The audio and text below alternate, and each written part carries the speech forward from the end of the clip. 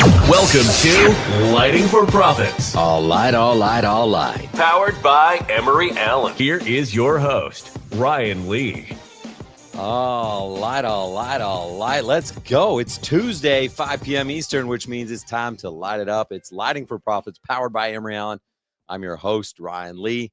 It's going to be awesome. So got a great show lined up for you guys. Hey, by the way, if you're looking to start or grow a landscape lighting business, you're definitely in the right place. We're here to help you really grow that business. We want to motivate you. We want to help you dominate your area. So thank you guys so much for your support. We're still the number one landscape lighting show in Virginia. Did you guys know that? Number one landscape lighting show in Virginia. Excited because we got an epic show lined up. We've got Patrick Harders, the co-founder of Sterling Lighting and Dayloom. So always fascinating conversation, always good convo with Pat, and excited to have him on. We're going to talk about a lot of different topics. We're going to get into lighting design. And if you're not fascinated by design, like you guys know me, the show is called Lighting for Profits. Like I'm all about helping you make more money. But we're going to talk about how lighting design itself is a huge thing that can help you make more money. So we're going to talk about design. We're going to talk about business. We're going to talk about pricing. We're going to talk about a lot of different things. He went through a major rebrand not too long ago. So I want to check in with him and see how that's going. So great show lined up with Patrick Harders. Make sure you stick around.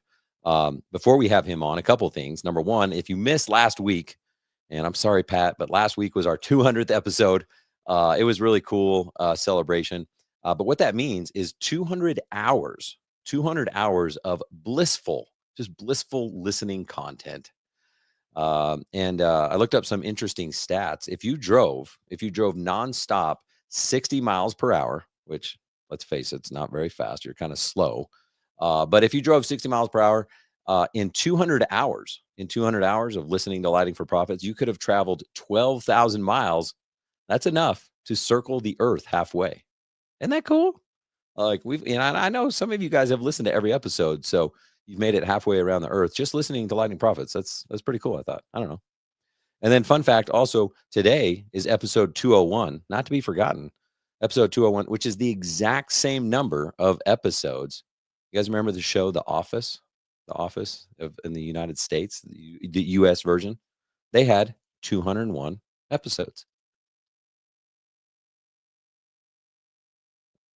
I was just trying to throw in some awkward silence, in honor of the Office. So that's cool, though. We got the same number of episodes as The Office. Like, I kind of want to stop after today just because The Office was such a good show. But we're going to keep going. But anyway, in a few minutes, we're going to have Patrick Harders on. But right now, we're facing, it's like an interesting time of the year. We're getting into the summer, which, like, if you're in the South, if you're in Florida, it's like everyone's too hot. They've all gone up north and things are slowing down and stuff like that.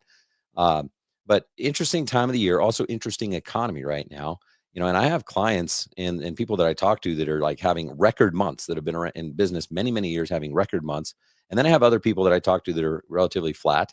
And then there's a bunch of people that are like down in the lighting industry right now. So, the thing that I ask myself is like, what would cause such a disparity? And to be honest, I don't know. I don't actually know, but I think I do know something that has a lot to do with it. And so that's what I want to talk about really quickly. And I think it has to do with this. So in the past, you've maybe heard me talk about the difference between an investment and expense. Well, today, what I want to talk about is the difference between an investment and saving. Because what I found out, I thought everyone was like either, investing or spending, but I also realized that there's a lot of people that aren't doing either. And so saving won't make you rich, but growth will. And this is the common denominator that I see amongst the people that are like not just like getting by right now, but thriving, and the people that are just kind of like getting by. And I hear the excuse all the time, like, I can't afford that. You guys ever heard that? If you sell lighting, you've heard that. Okay. But honestly, it doesn't matter if in business, if we're talking about going to a conference, if you're talking about investing in marketing, advertising, doesn't matter if we're talking about hiring a new team member or joining Landscape Lighting Secrets. It doesn't matter. We hear this all the time. And it's the difference between a scarcity mindset and an abundant mindset. And the abundant mindset person, They find a way to make things happen. They don't make excuses. They don't say things like "I can't afford it." They're saying, "How can I afford that?" Or they're saying, "What can I do to come up with the money to be able to do that?" Okay, you see the difference there?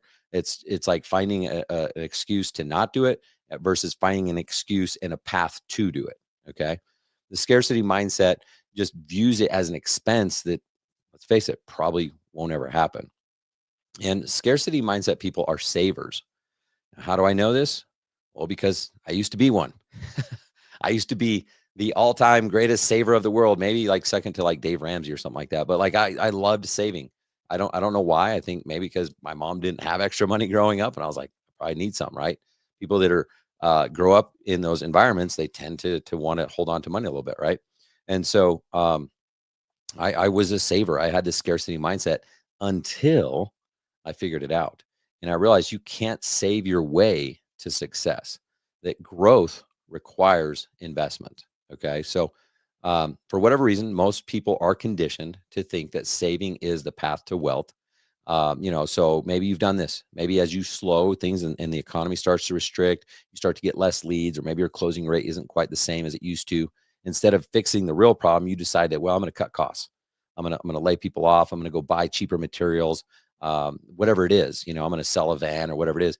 Um, Maybe you'll delay that hire. Maybe you're like, well, I do want to grow, but I watch the news, so maybe it's not time to hire that next technician. Maybe it's not time to hire an office manager because I'm afraid. I've got that scarcity mindset. I don't want to invest in this person, right? What if things slow down? So then you wait to invest in marketing.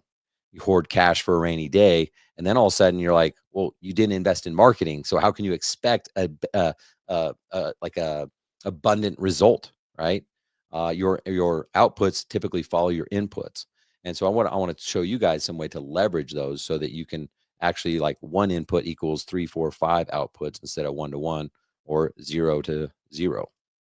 Because the truth is, you can't shrink your way to success, and that's what, unfortunately, most business owners do, and that's why they run out of money, and that's why they are not around 5 years later. So here's a few reasons I put together why saving doesn't lead to growth. So number one, there's a real floor to saving, but there's no ceiling to growth, right? There's really no ceiling to earning. Like, it's a infinite game that you're playing here in business. But when it comes to saving, you can really only cut so much. Once you hit zero, like, you're stuck. But there truly is no limit on how much you can grow if you increase your top line revenue. You can build new offers, you can truly create leverage by investing in people, investing in systems, investing in marketing, investing in your business. Okay. Number two, saving really creates a scarcity mindset. It truly makes you operate in fear. And so if you have that fear, this is how you can identify if you have a scarcity or abundant mindset. If you're like, man, I don't know what's going to happen. We just had some bombings on the other side of the world. Like, what's going to happen? If you have this fear and uncertainty, you're probably operating out of a scarcity mindset. If you're avoiding risk, you're avoiding hiring, you're avoiding marketing. Um, that's that's how you stay small, right? And growth, if that's what you really want, it requires bold decisions. Um, Typically, you're not going to grow by playing defense. And while you might see a Super Bowl championship team win because they're a better defensive team, that's not going to work in business. Like, you have to play offense in this game. You have to be willing to take these risks. And the good news is they can be calculated. When you're part of a community, whether you're part of the free community of, like, lighting for profits or paid in landscape lighting secrets, there's a lot of people, and that's what we're trying to do here on the podcast is help people be vulnerable and create a community of sharing. There's a lot of people where you can learn from other people's mistakes, which is way better than learning from your own mistakes. And so it's not as risky as it used to be. Trust me, that with the things that we're sharing on this podcast, you don't have to take the same level of risk that I took 15 years ago, whenever that was. I'm trying to not to remember how long ago. I started in 2007, so whenever that was. Um, Number three, the big leaps, the big leverage, that doesn't come from budgeting. Okay, and yes, we it's not that budgeting is bad, but the biggest breakthroughs in business come from investments in people, in the systems, in the marketing, in the coaching, in the technology. Okay, these are all forms of leverage that don't get acquired by saving. Like, you're not going to save your way to build systems and marketing and all these things. So they do require a level of investment. And then finally, your business is not a piggy bank. Okay. It's truly a growth machine. Cash sitting in a savings account, that's nice. I mean, that feels good. But what's that going to do? Like just buy you 30 days, 60 days, whatever. It's also lazy. Like you need to deploy that cash into the right initiatives. And that's how you turn $1 into 3, 5, 7, $10. That's truly how this game is won. Okay. And I get it. Like not everyone's built for that. Like maybe you did it once and it didn't work. So then it's easy to retreat and it's easy to be like, I'm just going to save. I'm going to hold on to this. But I'm telling you, that's not the way to win this game. So imagine like saving is like trying to win a race and you hit the brakes and then you hope that everyone else is just going to run out of gas. Like that's playing defense. That's not going to work. So step on the gas, take the lead, build momentum. I've got basically two important questions I want you to ask yourself as kind of an activity, as an exercise. And then again, we're going to have Patrick Harders on in just a minute. But the two questions are this. Number one, where are you currently choosing comfort over courage? Where are you currently choosing comfort over courage? So where are you choosing saving over investing? Okay, spend some time doing this. Like spend 30 minutes on this exercise. Like shut yourself in a room, turn off your phone, no distractions. Where are you currently choosing comfort over courage? And then number two, what would your business look like if you prioritized growth returns instead of cost reductions? Okay, what would your business look like if you prioritized growth returns instead of just cost reductions? And when you do this exercise, you're going to have a revelation. You're going to have some insight. Then it's up to you. Then it's up to you on which path you want to take. But at least it'll be revealed unto you like a couple of different paths that you can take. So highly encourage you guys to think outside the box, get comfortable being uncomfortable. That's what this is about. And learn to invest. Learn the difference between an investment and expense. And even maybe more importantly, learn the difference between investing and saving, because you're not going to save your way to the top.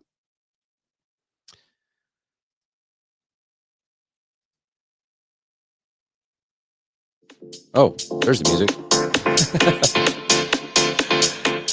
Hey, y'all. Let's talk about standing out in the lighting game. If you're aiming to elevate your outdoor lighting installations, the Emery Allen Pro Series fixtures are your next go-to. Take the Ranger Pro, for instance, crafted from solid forged brass and designed with versatility in mind. Whether it's rooftop mounting with the EA shingle mount, affixed to a gutter with the gutter mount, or integrating into the landscape with a ground stake, this fixture adapts to your needs.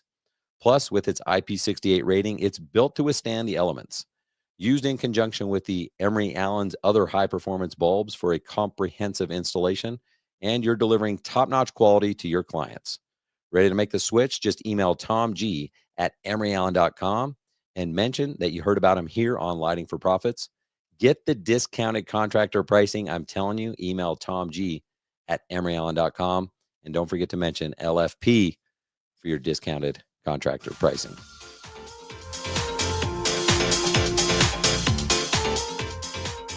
All right, guys, it's time to get our guest coming on. I do like my intro because I get to get my thing out, and then I can make it all about our guest, because I hate it when you listen to a podcast and it's like, wait, you asked your guest a question and then now you're taking over. So I don't want to take over. So I do my monologue because I got all these things spinning around in my mind. And now it's time to really get our guest coming on. So if you guys are ready, let me know.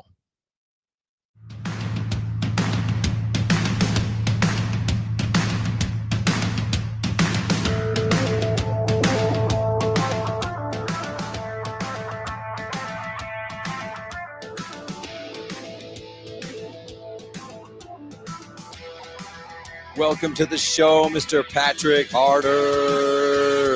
How's it going, Ryan? Really good points at the beginning. Love that. Oh, I hope so. I think a lot of times people go from that savings mentality.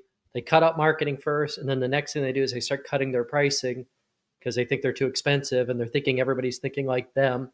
So then all of a sudden it's like just a spiraling effect where there's less leads coming in, less money coming in. They're getting less per job. So I think that mentality can really crush your business. So good points. Oh, it totally can.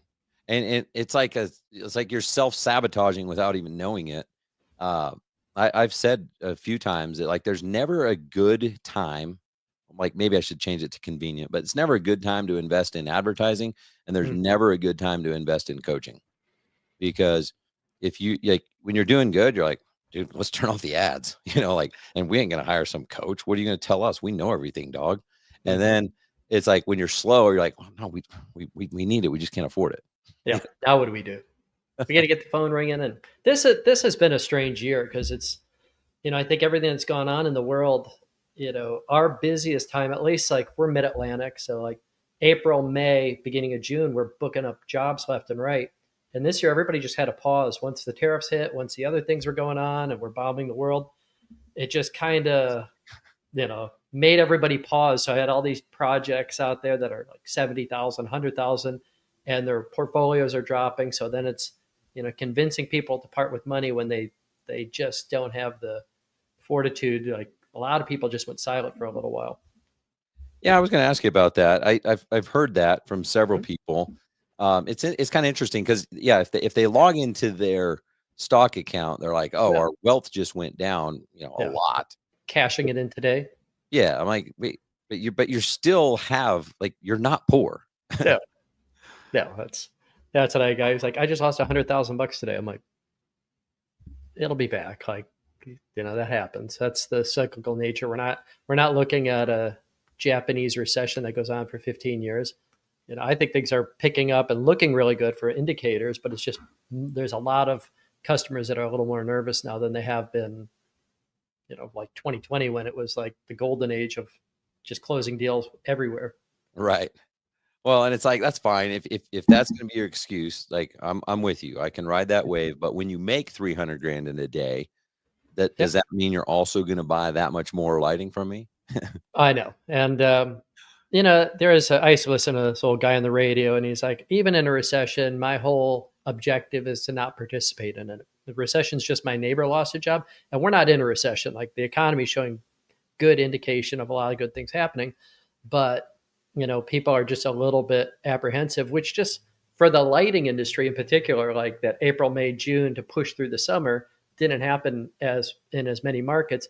But there's a ton of jobs. I have a lot of big projects sitting there that we're still talking. Like we're walking, we're doing offering a second walkthrough, re-upping their drawings, their renderings, kind of, keeping engaged with them, and maybe we just start off at 30 and we build from there. But I mean, that's what's going to happen. That's what I love about, or not the only thing. One of the things I love about the lighting industry is we are dealing, historically with a high end client, and they get bored. I mean, even if they lose a lot of money, they still have a lot. So, like, give them a few weeks. Like, if you can just be a little bit patient with them, they're going to come around and still want that outdoor kitchen, which is going to require lighting. They're still going to want the pool. They're still going to want the house.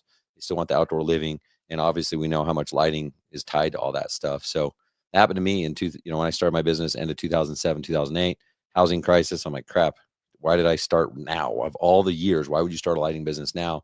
But, give them a few months, all of a sudden they're spending money. And it was because of that got us out of a recession, because eventually people will get bored. People will be spending, like they realize that they're fine. And I think that's what's happening now.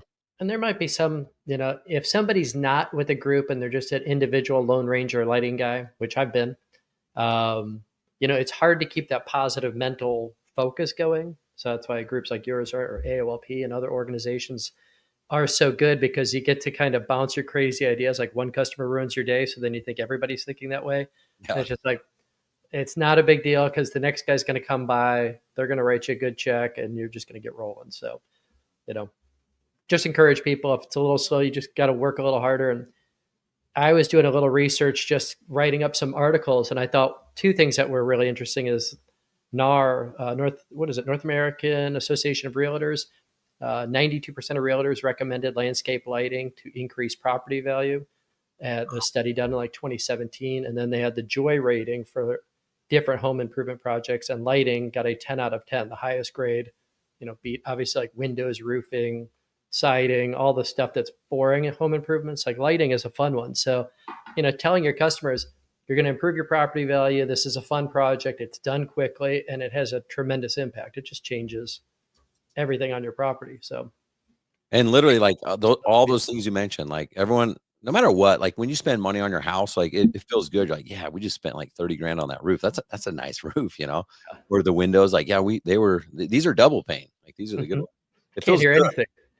And they're Yeah. clean for about a week.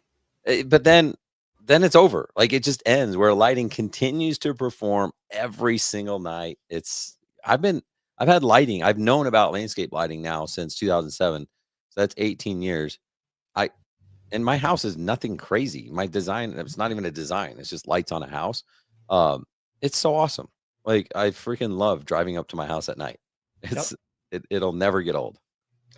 And that's the energy we have to transpire to our customers, is that excitement we have, because you could have business beating you down, employee didn't, whatever happened, like things are going to happen. And you just got to tune that all out and go back to like, how fun it is that first night when a customer pulls, up the hill and they see their house all lit up at night, or they're in their backyard and they got that beautiful scene that you created that they're going to go out and enjoy all summer.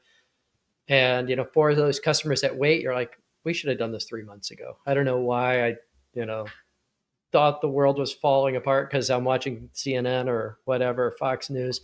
It's like, just turn off your TV, enjoy life, and get some good lights. Yeah. Like, do you want to be depressed when you watch CNN, or do you want to at least feel good about Yeah. yourself? I mean, that's Just really go the out. only question we have to know. Yep. Well, I want to talk to you about so many different things. You've got Dayloom, which is a very successful design and installation firm. You've got Sterling Lighting, I think, which is a very successful lighting manufacturer. I think I want to ask you first about design.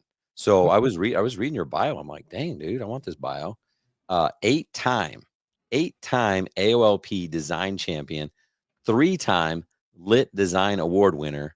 And then I know in a couple of years ago, you got your lighting certified, your LC, which Yep. I had heard of, but I didn't know anyone that did that in the landscape lighting industry. So first of all, congratulations on Thank you. all the hardware, man. That's killer. Yeah, I failed that test twice trying to get to it. It's 180 questions, takes about 4 hours. The first time I took it, I got to the one section that had to do with interior prison lighting. And I went like 0 for 9 in that whole section. Like, I have no idea what the lighting should be in the guard center versus the cells. And That's really on there, or is that a oh yeah, joke? that was the section I went like 0 for 8 or 0 for 9 on, and I missed it by like 4 to 6 questions, something like that. So I took it again the next year, thought I just would know it and didn't know it, so I didn't study. So then, yeah, there's Greg. Greg and I had a great time at Illy many years ago. Was it 2017, 18, something like that? But then the third time was a charm, finally passed it. And, it was really just another, I think it's important for us to continue to challenge ourselves. So it's just a thing to see if I could do it. And, if I'm going to meet with architects and landscape architects, it's the one certification that they recognize. Yeah, that's cool.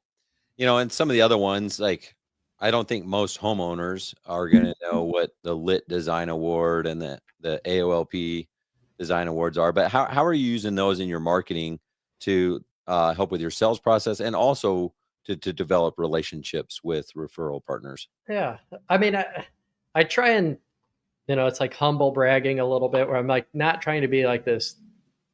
I'm not the guy that's going to sit there and be like, do you know who I am? I'm just a normal guy. They're like, yeah, Uh, look up online. yeah. You Yeah. you live over two towns from us. Yeah. But I do talk like the Lit Award. When I first won it, my wife called me up. She's like, "Hey, we won the Lit Award." I'm like, "Oh, cool." She's like, we accept the award in Greece. We got, first year we won just one award. Second year it was in Greece, and we got 2 awards. And she's like, "We're going to Greece." I'm like, "I'm not going to Greece." Like, I had no interest in doing it, but turns out like every woman wants to go to Greece. So we went to Greece, and it was a huge deal. Like, we're at the Acropolis. That's where I met Alphatheria, who you met at our event, and got to talk to her about lighting. So it is a different level when I'm meeting with customers. Even like when I'm talking about the AOLP awards, I think we got 2 of them, and it was exciting because it was some of my designers, people that I've been bringing up, working with, like Andy Shoemate. He's been working with me for about 15 years. So it's nice to see someone that's trained under me and found an avenue in my company to grow in the company, to then work on a project and get an award. So there's a lot of excitement in the company, and I like starting to build out that tree of people underneath me, and hopefully that could continue. But it's just a talking point to customers. Go like, yeah, we won the commercial lighting project year of the word, or once again fell second place to Chris Applestott to his number one lighting project in the country. But That's awesome. Well, Mhm. actually, you bring up a good point because I was talking about celebrating our 200th episode. Like Is as that as this one? owners, this was it might be this one. But I was saying like I did delete Yep. one episode. So I Yeah, don't this might be it. or I don't know if this is 202 or 200. I don't It know. could be either. There's some weird stuff. Yeah. That's why I said someone should fact check it because I'm not even sure. I don't even know what's going on most of the time. So Mhm. someone should fact check everything. But anyway, we have this reservation to like celebrate and to you call it humble brag, whatever it is. But like there's more people involved than just us. Like if people would realize like, hey, you're not just winning this award for you to brag, you're winning it to help your clients feel that wow, they're getting a level here that they didn't even know was possible. You're getting it for your team members. That I mean, it's got to feel good for these guys that have been around a long time. Like, dude, I worked on that project. Yeah. Like that's really cool. So don't do it for yourself. Don't apply for these awards for yourself. Do it for other people. And then it's a little bit easier because most Yeah. of us aren't like, except for me, I have the number one landscape lighting show in the world. But In Virginia. most people aren't like that. Yeah. um, it's awkward to like celebrate yourself. It really is kind of weird. So, but if you do it for the causes other people, it's a lot easier to serve others than Yeah. for yourself. So I think it's cool, man. And Uh, there's a whole thing that goes with, creating your company culture. And, it's as we're small businesses, like the company culture is like me and like Josh forever. And then me and Andy and Josh, it was like three amigos just out there slugging in the trenches. But as you develop a team and you start getting a culture and like, hey, we do award winning designs, which also means we have to do award winning installations and then award winning customer. And so you start just putting these higher levels, and it's for us, we're like, it's the Dayloom way. It's the way we do things. We try and do everything. Like we're going to fail. There's going to be something that, a technician goes out and messes something up and we go out there to fix it. But, you're instilling that culture into people. And back in the old Infusionsoft days, they always said the first four letters of culture as cult. And you're creating a little cult inside of your organization that, people take pride in, like, I work for a company, but it's the best at what they do. And so that's what we've tried to do. Yeah, it's so true.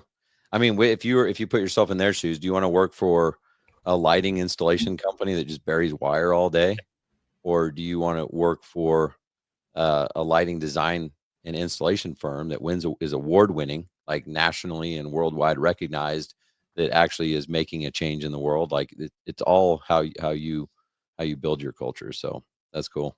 And you're naturally going to gravitate towards different strengths. Like beginning of my career, it was I loved installs, and I don't know why. I mean, they're terrible, but I just loved being out there and figuring it out, and getting dirty, doing all that.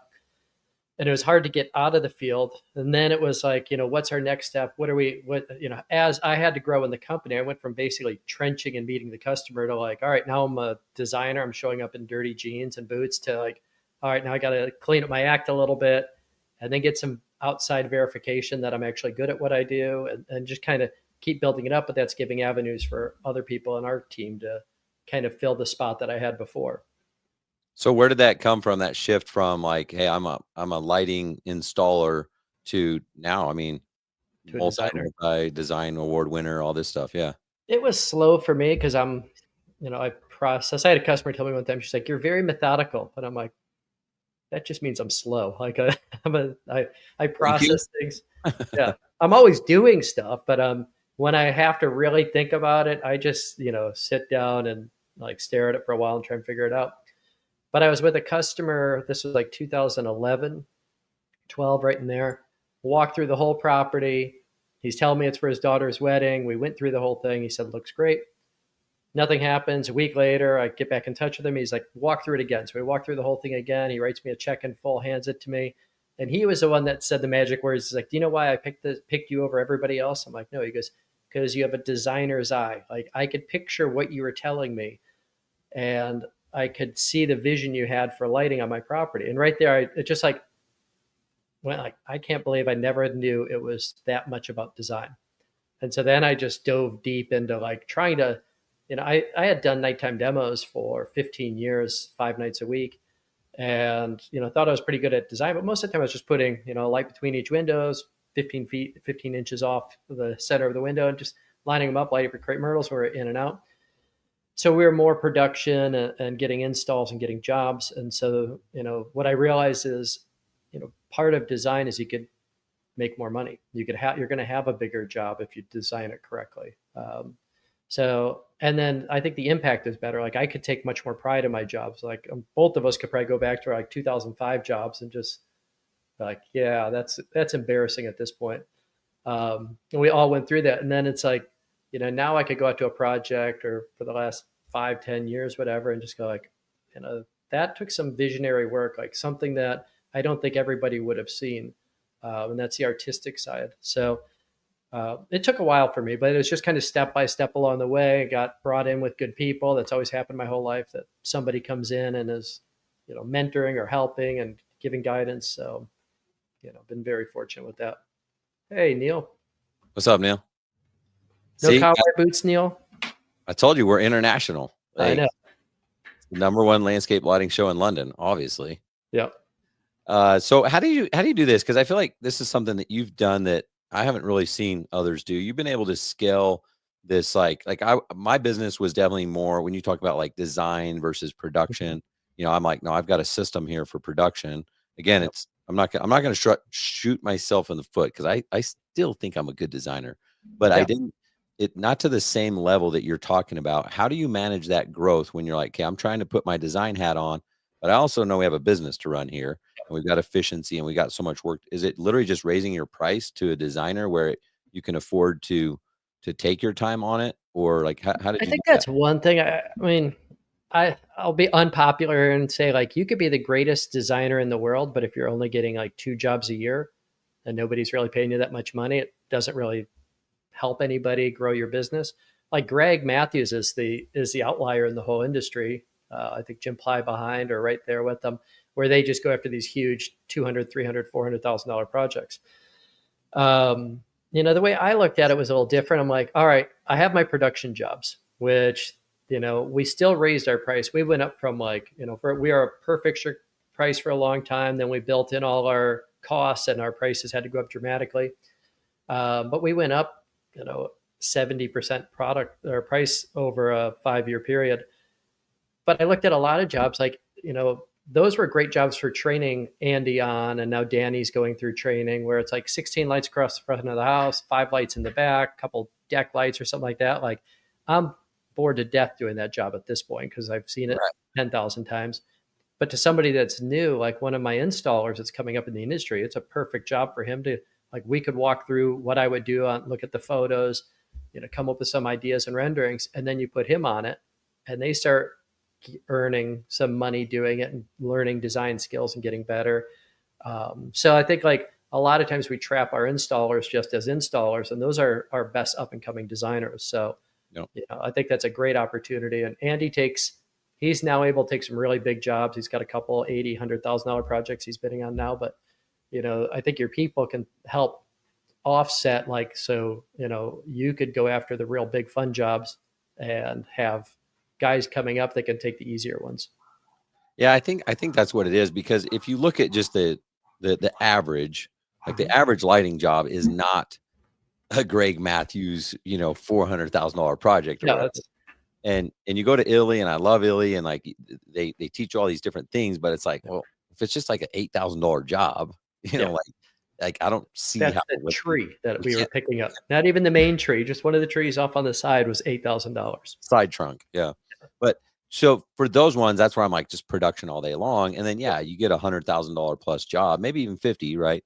Then it's like, okay, let's put our design hat, let's slow down, let's really make this an award-winning project, But I think it is a good thing to, at the beginning, just talk about, we have the capabilities to do this. So, depending on what you're looking for here, if you're looking for something a little more elevated, I could give you some ideas, and there's levels what we can do.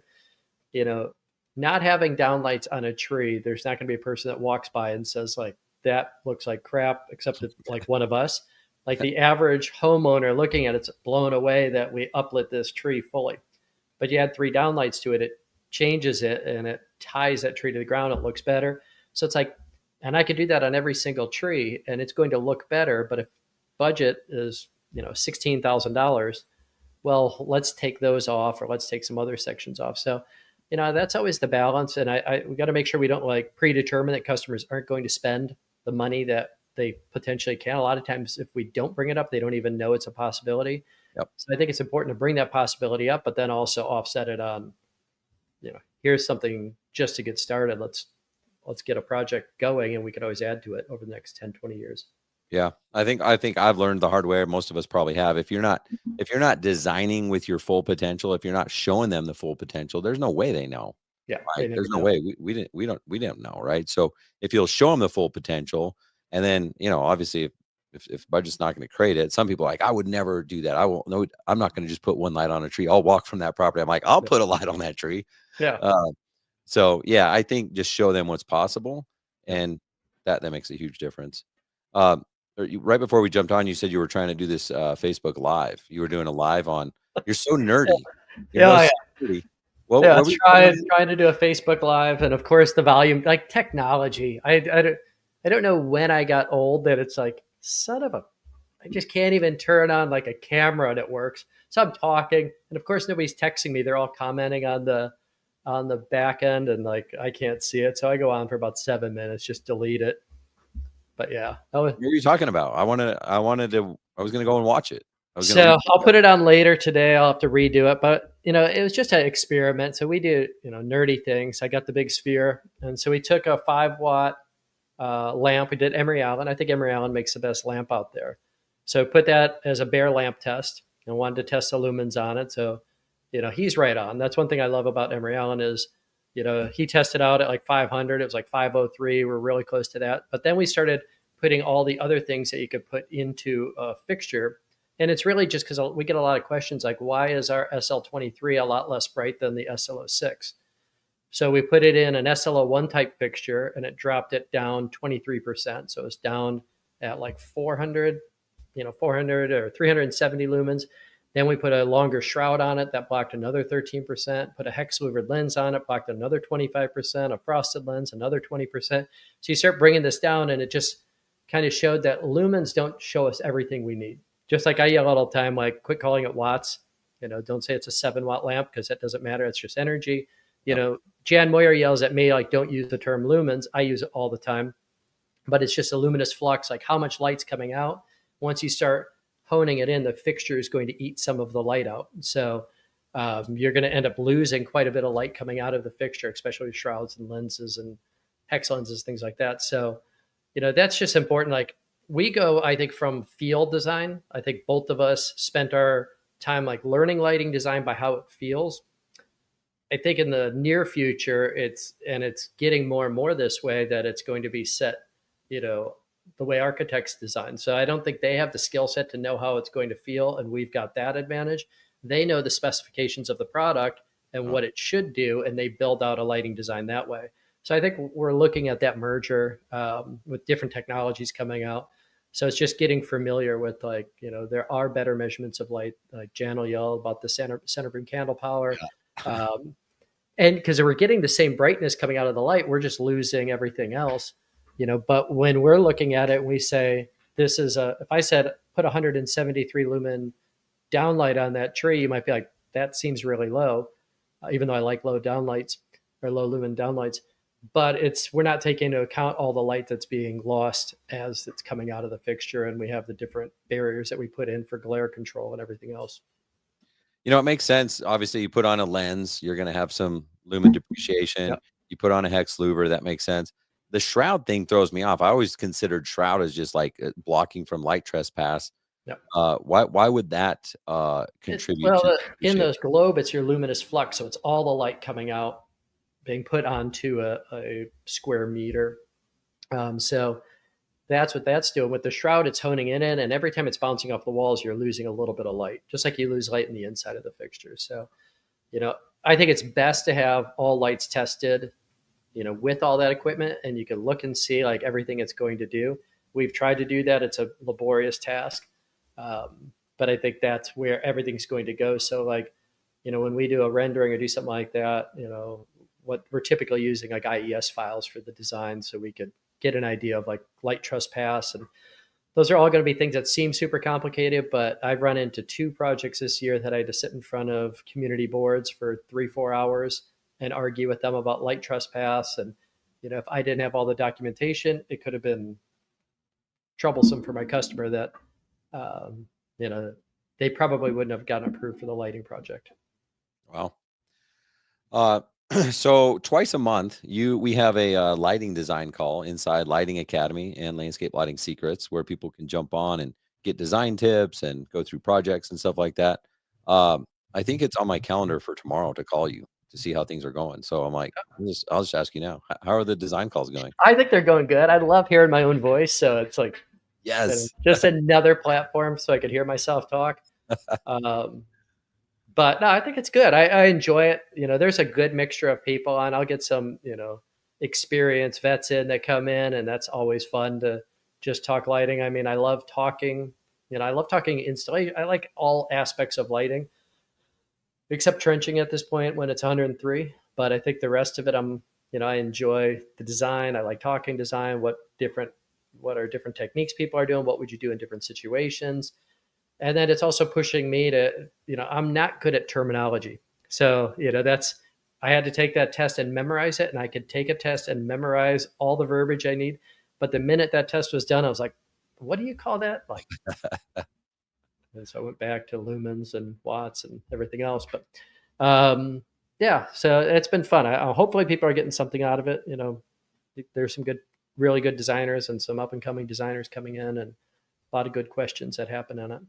That's cool. No, I appreciate you doing it. And I mean, speaking of terminology, I'm the worst. And I'm like, why am I the guy putting together all these trainings? I'm not Yeah. like well versed with these things. And so we have all these pre-recorded videos and stuff like that. And trust me, when I'm making these, I'm just thinking of all the people that are going to freaking judge me, but I'm like, I'm going to do it anyway, because that's how I live my life. Gotta do it. Andy Thomas will give me a hard time. Like, he's like, yeah, I'm on these calls. I'm like, yeah, what Ryan said, that's completely wrong. It's actually called this. And I'm like, that's fine. Like, you should.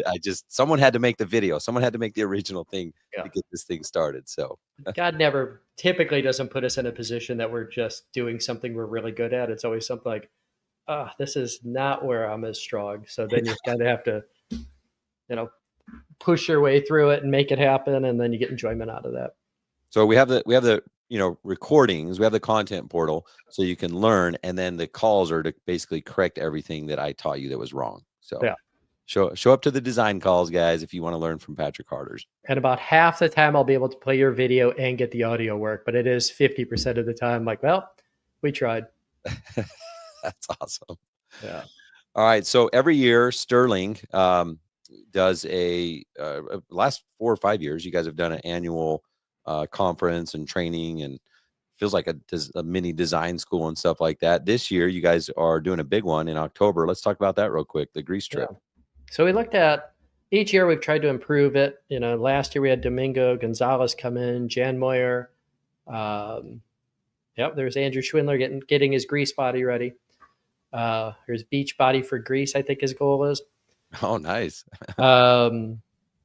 Yeah, so each year we've tried to improve it. Alpha Theory Deco, first year did a Zoom call. Next year came in, which is a big thing, and her and Jan did a design together. Then last year, Alpha Theory and I did the design, and everybody just got to watch us, which that was kind of crazy. So this year we just said, let's just do it in Greece.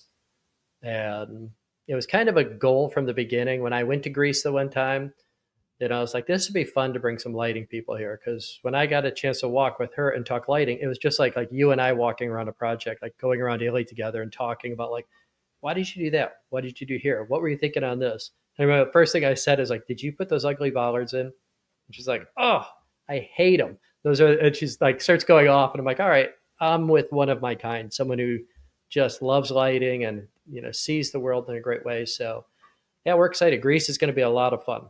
Actually, I think I just posted in the Legends group, in our Legends group, the Designing magazine just featured her most recent project, and we're going there on the last day, one of the islands, taking a boat ride, go out for a couple hours, and then tour her project, and then there's a day at the beach and stuff like that. Amazing. So I'm excited for it. I'm planning on going. I know several others that are. If someone wants to go, how do you go? Just go to sterling-summit.com. So I think there's about 30 people going. It's all couples. Obviously can't head off to Greece and leave your wife behind. You won't come home to anybody in the house. Yeah, Lindsay doesn't know we're going to a lighting conference yet. I just told her I'm taking her to Greece, so she'll find out soon Yeah. enough. So we are planning activities every day for the spouses who don't want to sit through a lighting talk, and we're trying to limit it. Like, one of the issues is I like talking about lighting. Alpha Theoria is more intense than I am, so she's like, "What if we just did 8 to 5 every day?" And so we're trying to hone that back a little bit and just say, like, we'll try and finish off at 1:30. Then everybody gets a break, goes to lunch, goes tours the city.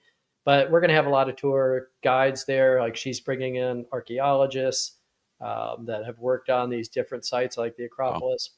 So, a lot of insider information. We're getting to the Acropolis the first thing on the first morning, I believe, or second morning at 8 a.m. We're going to tour that before the crowds and heat get too much.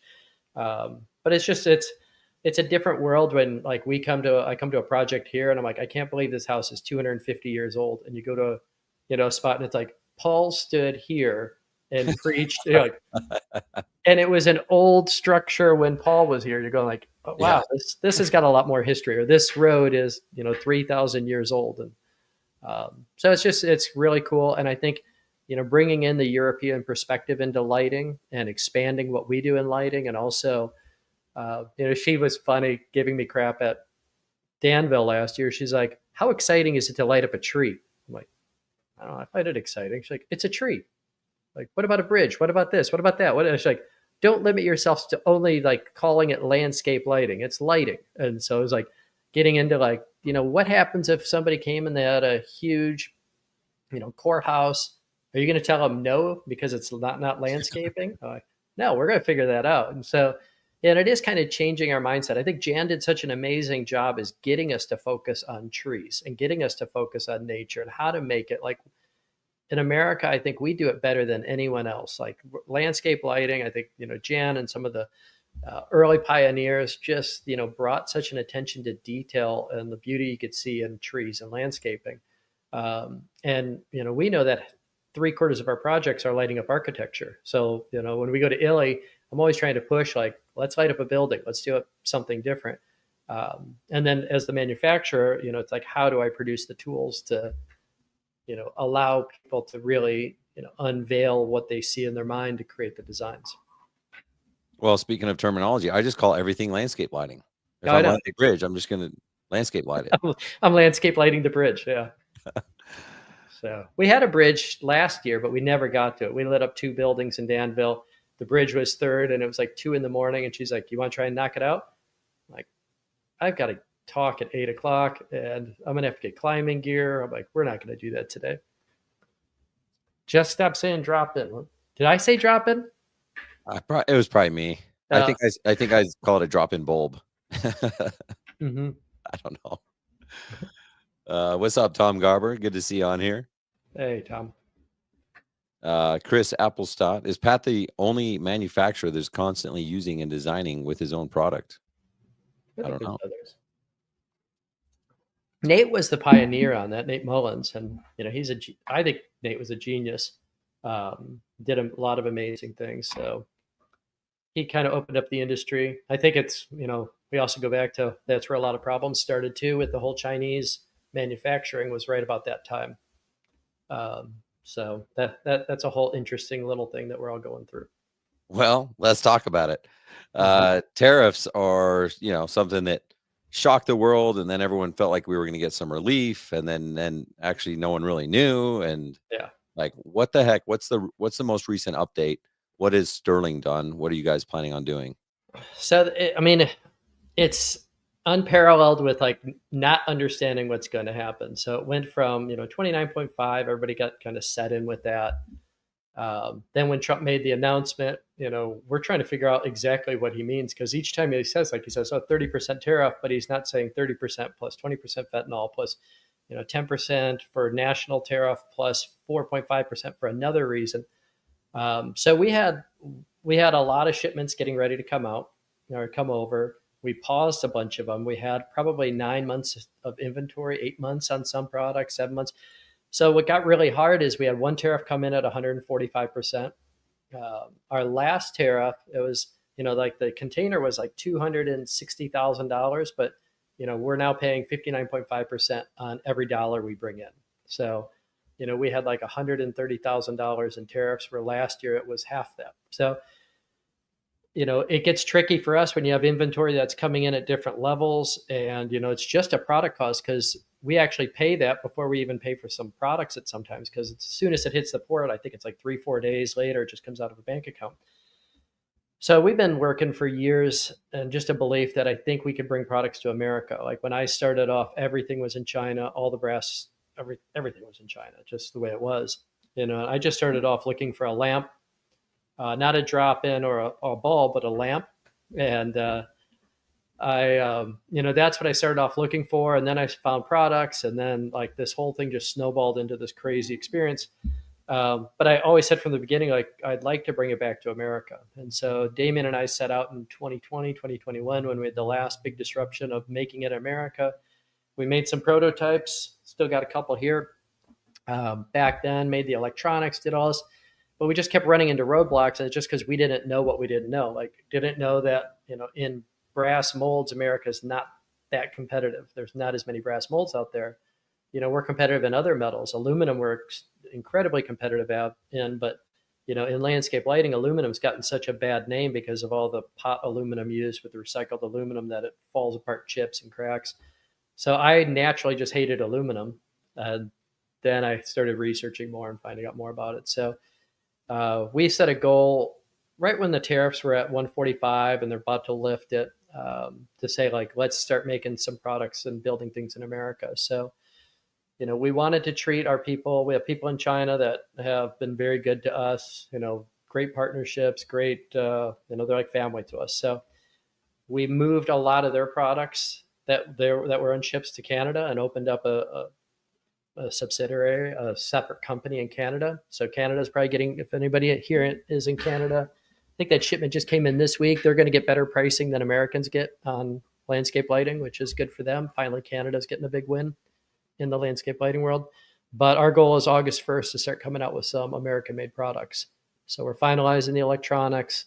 We've gone through 3 or 4 different tests on them. We had 50 made. We're running those through a test. I think we'll have a couple more tweaks on it, and that should be ready. And then we're looking at an uplight, a large uplight, a downlight, a smaller downlight, 2 well lights, a step light. So I have about 9 or 10 products on the drawing board right now, and getting samples and playing with metals and different coatings. But, my goal is I really want to build, I set this house last year. I want to build products that can be legacy products and legacy systems. And I've been saying that for a long time. If, Greg Matthews or yourself, or, I go out and do a project and I spend like 3 days just looking, I get the time to do it. And someone's like, they're going to pay me, and I'm just going to look at this project, look at everything I could do with it. And then I convince them to buy it. And then I install and go through and do everything perfectly. I want that product to last. So my goal is, like, how do we build products that 20 years later, they still look great? And there's a lot we invested in the past, but we're getting really close to unveiling some of that. So that's exciting. And I think we can make electronics in America too. It's just harder, but it can be done. Like with these new lines you're making and these new products, is it a different name, or is it still Sterling? Like, what about the products that are already out there? Like, if I'm an existing Sterling client, am I going to switch from the No, it'll be a Sterling brand. It'll probably be a brand inside of Sterling. I think Chris called it the 1776 brand. We've always internally called it the Americana, but I think that's taken by coffee shops or something. Someone's trademarked that already. But yeah, we'll look and see what the branding. I'm not I named my company Sterling Lighting because we were in Sterling, Virginia. So, names don't mean a great deal to me. But not necessarily the name, but like the actual product. Are they still going to be, are they going to be, is like, you can buy. Yeah, you'll be able to buy US. Like, you can choose. Well, what's the tariffs? Like, my biggest worry is you'd make this big investment and then Trump goes like, just kidding. Yeah. And then you're like, now we're back to where we were. And I think that the industry, and this is my own 2 cents, was at a point that we were going to see less and less American fixture designers and more just overseas designers, which isn't the end of the world. They make some really good products. But I think there is something about an American landscape lighting designer, like we always sat there in the old days before I did this, is like, if I made a light, I wouldn't do this. I think you've probably been on every install and Yeah. you look at a product going, what the hell was this guy thinking when he made this? So, This was designed by an engineer, not a designer installer. and so I think there is value in that. And, if we can do that, that's great. But, I do think there's an importance of having, an American based manufacturing. And we actually have 3 products being made in Canada. So we are helping the Canadian economy and trying to build them up too. They need some manufacturing as well. So I guess I just want to make sure I understand. There'll be like an American made option and Yep. still like a Chinese made option. Yeah, so you have the Sterling line that's been around forever. This is the little 500 lumen light that we're working at. So this will just be another option. It'll have. I'm trying to get the cost down as much as possible because I truly want it to be a success story of like we were able to deliver it in America at a great cost. But then I also have all my wish lists. Like our best chip right now is 99 CRI. These are all 99 plus CRI. They have higher R values. The fidelity's better, the saturation's better. So it's trying to get to like the term human-centric lighting, so it mimics the sun as close as possible. So that's what I'm working on. So I have my wish list of that and to build a product that lasts forever. And then ideally I could keep it at a good cost, but that's always the challenge. Yeah. What are you anticipating? Like you got your pre-tariff pricing. Yep. Now you're at the tariff pricing. We're at tariff pricing. Is it going to be the same? Like what would it be higher? I think it depends. I mean, one of the challenges is molds. Getting molds done in America, if we're going to mass produce, molds are better than CNC machines, just keeping costs at a lower rate. But in overseas, you can get a mold done for $30,000. In America, that same mold, I think we just got quoted like $270,000. So if it's like one product you're making, that's something that's pretty doable. For me, I don't have that much money. So when I want to make 10 products, building 10 molds at $3 million for something that the tariff could go away is always like, just trying to figure out and balance like what makes sense, what doesn't make sense. And are we going to make a right decision or, am I going to screw everything up? So it's always the challenge. And I sit up at night just trying to figure it out. And Damien and I sit around talking a lot about, the decisions we're making, if we're making the right ones. And, I say kind of like your beginning talk, it's like, I've always found that if you take that first step and start walking into something, that other opportunities open up. It's like when we pause and we don't do that it's that scary step of like, should I do this? Should I not do it? And you take that first step, it may not work out the way you thought it was going to, just like we tried to make American products 3 years ago. It didn't work out, but then all this happened. And I'm like, all right, well, we have 3 years experience of screwing this up. So, maybe this time we're going to get it right. And, we're doing everything we can. I've gone and visited college professors. I've talked to engineers. We've gone all over the place. So that's cool, man. Congrats. It takes a lot of courage to do that. We talked about that, like you said in the beginning, courage over comfort. And I do love lighting for so many different reasons. But just as you were talking, I'm envisioning myself holding a lantern and it's, completely dark out there. And I'm like, I want to go this way, but my fear is holding me back. Like, I don't know. But as soon as I take a step forward, I can see further into the darkness. And now I can see, oh, there's snakes over there. Don't go that way. Or, hey, it worked out. I'm going to keep going. And I think that's why America is so great, is there's so much innovation because there's people like you that are willing to take risks. You were willing to fail before for 3 years, that you're now rolling that into this to be part of the success plan. So it's a huge deal, man. I think it goes back a lot to, I was part of a franchise system for my first 10 years, like 2 years, 12 years, 2 years at the headquarters. And then the next thing was I was a franchisee, and the franchise, like, it just kind of all fell apart. It went crazy, like 86 franchises to 39 franchises in 2 years. The top 10 franchises all left. But I remember I got to a point and it was like my contract was coming to an end. It was very adversarial. And I just had to make a decision. Do I burn the boat and see what happens? Or do I just go back in line and keep doing what I've been doing. And I remember telling my wife, like, we're going to burn the boat here. They're going to spend every bit of money they can to put me out of business, which they tried to. And it was just like going out there and going like, well, let's see what happens, So we did that. We made it through. It took 2 years. And then all of a sudden I had independence. I was like a free man. I went from like, I hate doing lighting because I just was stuck. I wasn't doing well, to now all of a sudden I got a rebirth on life to like, well, what are the possibilities now? We've got Sterling Lighting going. I'm becoming a better designer. And so, it just opened up a whole new avenue. But I do think, there's going to be points in everybody's business that you have to burn the ship, the Cortez analogy, where it's like, there's no going back. And I think like so often people have, 1 foot in, 1 foot out, and they're going back and forth. And it's like, if you're going to do it, just do it. Otherwise, don't waste your time. Well said. I love it. All right. I want to just shift gears here as we kind of wrap up the show, but still something really important. How long ago did you rebrand to Dayloom for your design and installation company? I think we started it 3 years ago and we launched it. It took us a full year. One of the hardest things in lighting is that every name's been taken, every name's trademarked. So I had Enlightened. I found out there was a trademark in it. Like a guy down in Florida, probably nicest guy in the world. I probably could have called him and asked him. But I didn't know what my plans were. I didn't know how big, Enlightened was going to be. And so we had helped somebody build a Enlightened location down in Virginia Beach. JT Hale, great guy, just got back fishing with him. And I said, well, if we expand any further, we're going to get in trouble, or we could. Or like, let's say I get 10 years in and I want to sell the business. If it's already trademarked and I get a lawsuit, then, I'm going to have to rebrand at the worst time. So we just bit the bullet and said, if we're going to do it, let's just do it all. And so we looked at every lighting company out there. Everybody had the same things: trees, stars, moons, starbursts. Like, mine was when I was on a path. I was starburst. It wasn't a spotlight or a path light. It was not. No, I came from OLP, and they always had a path light. And I'm like, I'm not doing a path light. Yeah. So we looked at it and said, let's try and do something different. We came up with Dayloom, which I heard 6 different names, and that was my least favorite one when I heard it. But then I kept saying the names, and I had so many people go like, I like that Dayloom name. I'm like, really? I hate that name.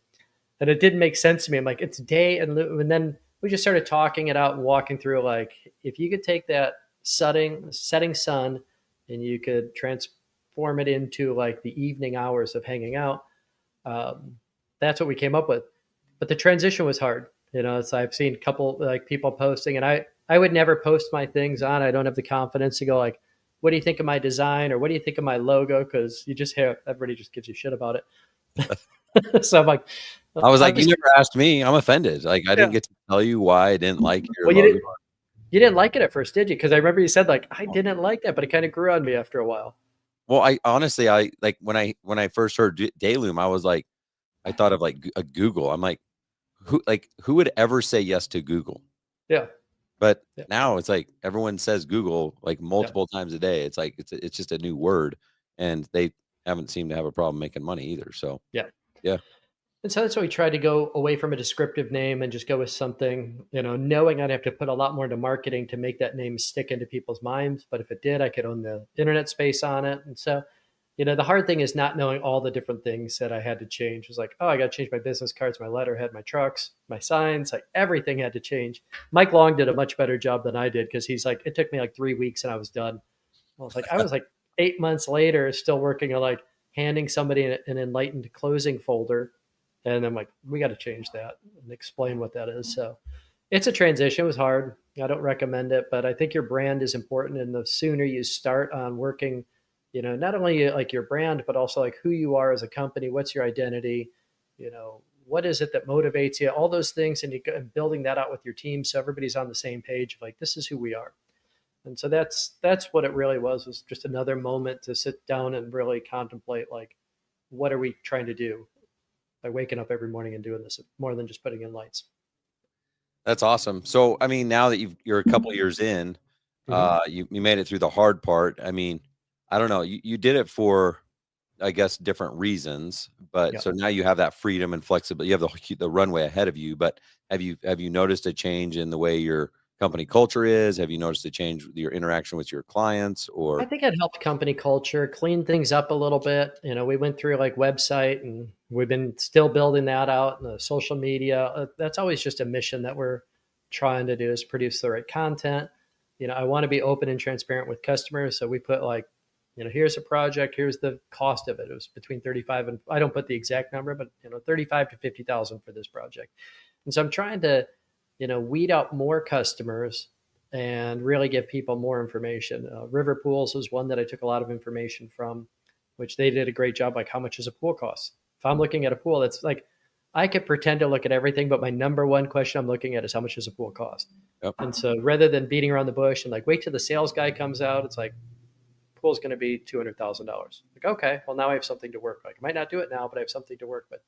So I want to do the same thing in lighting, where it's just like, there's different options and different levels. I pick out 4 to 5 different levels of lighting that people are going to spend money on, and just tell people this is what it's going to be, depending on what you want. So then you may have only a 2-acre property, but it's landscaped well. So established trees can have a lot more lights on it than small little 12-foot maple trees.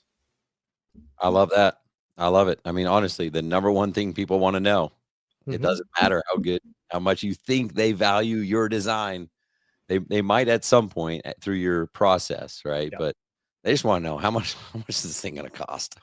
And do you have the confidence to slide that paper across the table? I mean, I had to call Damien. This was about 3 years ago. We had a project in Birmingham, and it was like 160,000. And I remember I'm like, I know these people have money, like, but I'm nervous presenting this, and I shouldn't be.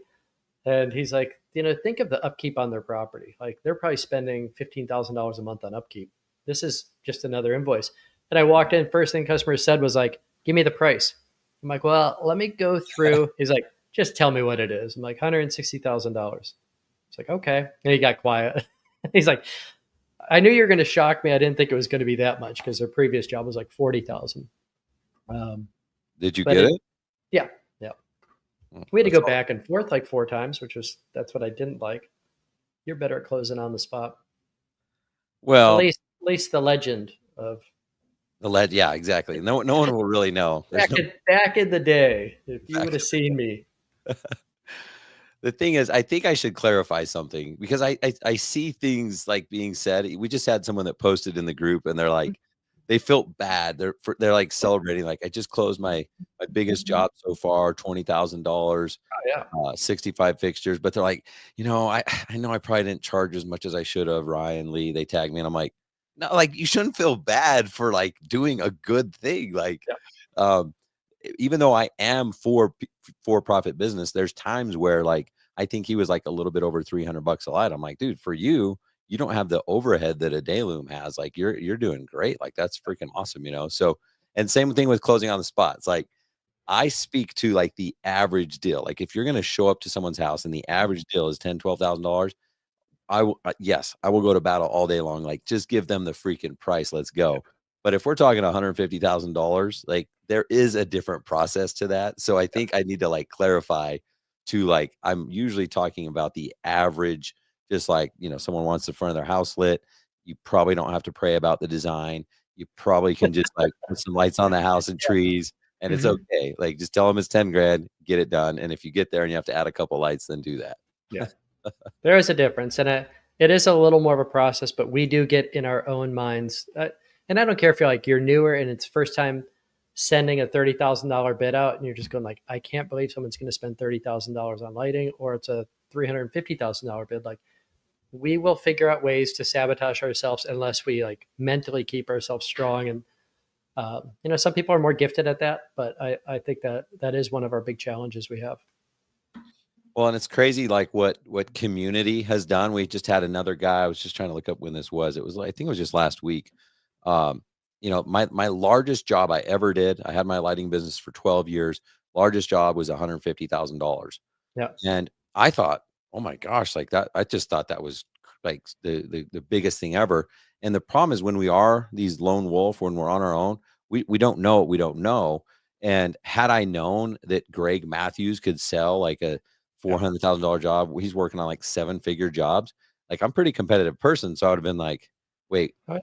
what you can do that? Like, I didn't know you could do that, but now that I know, I'm gonna go get one of those, you know? And so this guy, he just started like his business 3 months ago, and he just closed a $154,000 job. I'm like, "You're already better than me 3 months in? Like, what the heck? Like, how's this possible?" It's because of belief. It's because you're part of this community. It gives you strength, it gives you confidence and the tips, the tricks, the strategy, everything. So it's so cool to see like how much advancement can happen through these communities. Well, when I started my lighting career, I was with Tom Fenig, and the average job in our company in Charlotte, North Carolina, was like $1,900. And they made a huge deal because I broke the average being 3,000. They're like, "Can you imagine Whoa. if all these jobs would come in at $3,000?" And it's like you look at it and laugh now because you're like, $1,900 was the average job, and you had to go out and do a nighttime demo to Oh, close. that's crazy. Now it's like that could be a service call. Yeah, right. Maybe our money was worth more back then, but it still was like, yeah, Yeah. it was the elevation. But Jan Moira was at the same time doing a $400,000 project in Chicago and going, all right, she saw a different vision than I did. Yep. And it, like, you could go pure production, you can go pure design, and you pick out a couple projects a year. You know, personally, I've just tried to find a balance of like, how can I provide high level of service and installs and design for a customer, but give the option to go, you know, we're doing a country club right now. And, you know, she said it was funny because I came in with a $300,000 plan, and she's like, your competitor came in with MR16 lamps, telling her why one lamp is better than the next. And I was like, for a design of a golf course, like, who cares what the product is at this point? Like, I haven't even talked about that yet. Yeah. That's cool. I totally forgot. And I Mhm. forgot before I forgot that you're giving away. Sterling is going to give away two. Are we still down? Are you going to give away two indelible 27 Yeah. path lights? To indelible. So we changed our path. We're rebranding things all the time. We got some different things going on with Canada, with America. Indelible is a specifier line, which the indelible path light is moving into that, which Sterling customers have available. I've loved that path light. That was one of my projects of designing something a little different because I've never liked the L-shaped path light because it just gives too short of a spread of doesn't spread light well, too much of a glare on the bottom. So we designed a number of things with that. It's 316 stainless steel. It's PVD coated. PVD is your best coating out there. You could get a custom coating. So yeah, we're giving away two of those and then two of our design rendering programs, which I know for our Sterling customers, when they've used the design rendering program, they've averaged about a 75% closing percentage according to our stats. But it took me 2 years. Everyone's like, what program do you use? What are you doing here? Like, I just hired some architects, you know, and then spent a year training them on what I do in lighting design so they could take a project and build it out. Okay. So I didn't read it. We're going to do two path lights and two free design Yeah. assistance program. So Is that right? anybody who's made a comment, Well, so here's what we're gonna do. It just we were trying to figure out. Okay, I forgot to do a link. I forgot to like. How do we give stuff away in this mm-hmm. modern digital age? Here's what we got. So Secret Summit is coming up in September. I meant to look it up. September 25th, 26th in West Palm Beach, and then 27th. So it's really all kind of together. 25th through 27th. 25th, 26th is Secret Summit, West Palm Beach. The 27th is Greg Matthews Luxury Illumination 10-year anniversary party, and you're not going to want to miss either of these. Historically, up until this year, you have to be a member of Landscape Lighting Secrets to come to Secret Summit. What we're doing this year is we want to test this out is inviting all members of Lighting Academy as well to Secret Summit. So if you're like, well, I don't really like Ryan Lee, I don't want to join Secret Summit, but I do like Patrick Harders and I want to be part of Lighting Academy, then you can join Lighting Academy. And then when you do that, you can come to Secret Summit. So here's what we're going to do. If you go on, we'll say this, the first two people, the first person to get their ticket to Secret Summit, and just forward me an email, support@ryanleecoaching.com. Just forward me your receipt that you bought your ticket. We'll give you the two free path lights. And then the second person will get the first or second. We'll figure out. Someone's going to get the two free path lights. Someone's going to get the design assistance, or I guess we could let them choose maybe, right? I'd do first path lights. It's more expensive. Oh, okay. Put some randomness in the whole thing as well, so Yeah, you don't know what you're getting. I like it. You don't know if you're the first or second. You're like, well, I'm going to wait till someone else buys it and then I'll go. The first two people to buy their ticket, and you can just go to secretssummit.com to get your ticket. And so again, if you are in Landscape Lighting Secret, it doesn't matter if you're in or out, but if you're part of Landscape Lighting Secrets or Lighting Academy, you're invited. So if you're not quite ready to join the best community out there, but you want to be in Lighting Academy, that's totally fine. You can do that, and you can come to Secret Summit. As soon as you get your ticket, forward that to me and mention that you want the free path lights, and the first person will get the 2 free path lights. The second will get the 2 free design assistant for your project. So that's awesome. Thanks for doing that. Yep. Well, dude, thanks so much for coming on here. Not doing 3 hours today. We could. I mean, you want to do an Elon? You want to do or not an Elon? Yeah. No, Joe Rogan. Yeah. Good. Have a cigar. I'm like, how do people listen that long? Like, I don't. Do they? Does anyone listen that long? If I'm out in the field or something, I like podcasts, so I will listen. So, yeah, I guess if we just have good convo, like don't hang up. We're still here. Like, no, look, wait till you hear what Pat's going to say next. Yeah. Leave some drops that make people want to hear more, but I don't really have much more. I think I'm talking about my fishing trip. Did I tell you about it? No. So I went fishing with JT. It was for actually, yeah, you cobia. Did.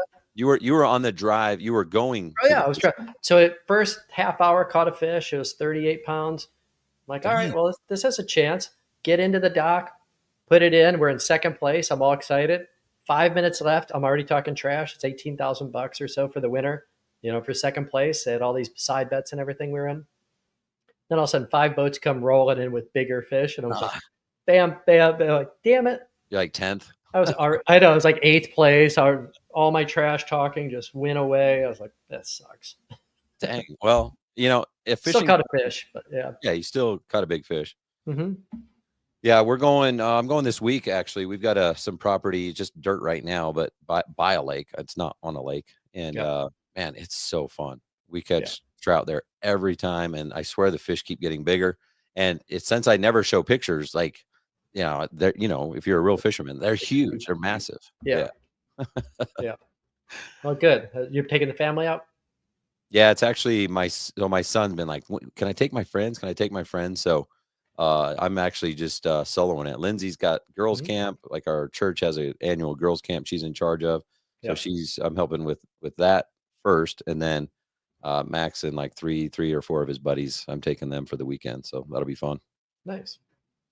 Heck yeah. Well, thanks again for coming on here, Pat. Thanks for everything you do for the lighting community as part of our organization, and externally, just everything that you do. It's always nice to connect with fellow lighting nerds and geek out on this stuff. So appreciate everything you do, and hopefully everyone listening will do the hard part. It's fun to listen, but it's hard to implement. So make sure you take some of these nuggets that Pat shared and go implement them in your business. Yep. Make things happen. All right. Sounds good. Thanks, Pat. Have a good one. Thank you. All right. See you, everybody. We'll see you next week on episode 202 or 1. I'm not sure. Yeah.